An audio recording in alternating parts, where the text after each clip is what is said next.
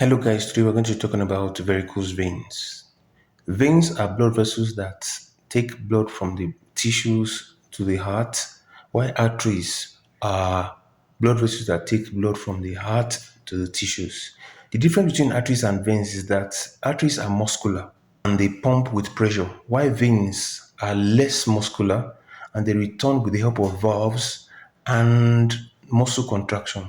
Varicose veins are swollen, twisted blood vessels veins are noticed in lower extremities, that is in the legs, and noticed in people that stand for long periods or sit for long period of time, because this increases the pressure of blood in the legs in these blood vessels. It may not be a problem in most people because many of them, you just look at it as a cosmetic problem. It's just something that doesn't look nice.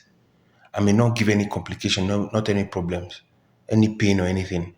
But in some people, it may cause aching, pains, some other complications, and this will require intervention by the surgeon or the doctor. For the symptoms, the first thing is that it may not give any symptom at all, apart from you can actually see it swollen. It may not give any symptom. And you notice that the vein may be bluish, dark purple, or even have the same color as the skin. But in many people, it may come with heavy or aching pain in the legs, muscle swelling, tissue swelling, burning or throbbing in the leg, muscle cramps, worse pain on sitting or standing for long periods. You see the twisted blood vessels on the leg.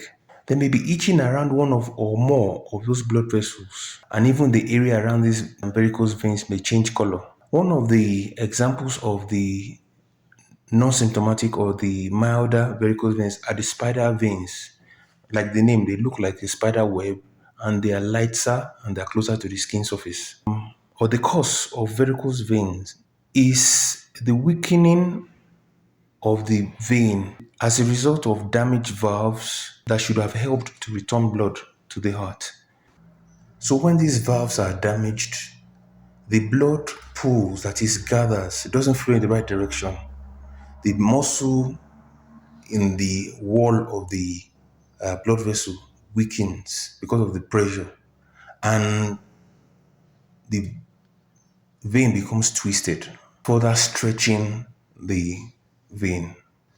What are the risk factors of varicose veins? Number one, if your family member has it, it's a likelihood that you have it. Obesity, being overweight, can increase your chances of having varicose veins because this adds pressure to the blood vessels. With advancing age, it gets worse and the more likelihood increases because of wear and tear. Women have more likelihood of having these varicose veins than men because of hormones. Hormones in pregnancy, hormones from birth control pills, hormones around your menses. These hormones weaken and soften the blood vessels, increasing your likelihood of having varicose veins. People that are pregnant have a likelihood because blood volume is increased to supply for the growing child. People that stand for long periods, people that sit for long periods, long distance drivers, people that are always on the move, vendors, hawkers, secretaries, people that work in fast moving office spaces. The complications include ulcers. Ulcers can form, especially in the ankles, on these varicose veins and around it. Because the blood is sitting in one place, blood clots can form. Complication of that is that when this blood clot moves from where it's sitting, it can go to the brain, cause stroke, can go to the heart, cause heart attack, can go to the lungs, cause sudden death. It can also cause the deep muscles to swell. On rare occasions, I saw one 2 days ago. On rare occasions, these varicose veins may bleed. Imagine something coming in contact with a superficial vein that is weak.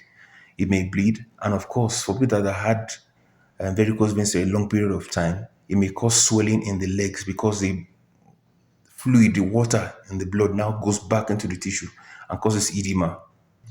Prevention versus treatment. Increase your muscle tone, that is routine exercises. Maintain your healthy weight. Don't wear high heels. Don't wear things that are too tight on your legs. Don't stand for long periods. Don't sit for long periods. Modify, stand up, walk around, and sit down also if you have been standing for long periods. If you're sitting down, raise your leg to allow blood flow to return or lying down. Eat high fiber, low salt diet. I have videos on that. It will help your diet, will help you maintain a good and healthy body weight. How do we know that a person has varicose veins? You come to the hospital, the doctor asks a number of questions. Apart from the fact that you can actually see the wire-like looking blood vessels, the veins, you can do a Doppler ultrasound. A Doppler ultrasound shows the blood vessels, shows the damaged valves. If there are clots present, it will show it also. And the treatment depends on how severe it is and your symptoms. Sclerotherapy, that is ice, using laser therapy, removing some of the veins, wearing compression stockings. This can help to resolve varicose veins. And I hope with these few points we're going to discuss and we understand what varicose veins means. I'll see you guys on the next one. Thank you.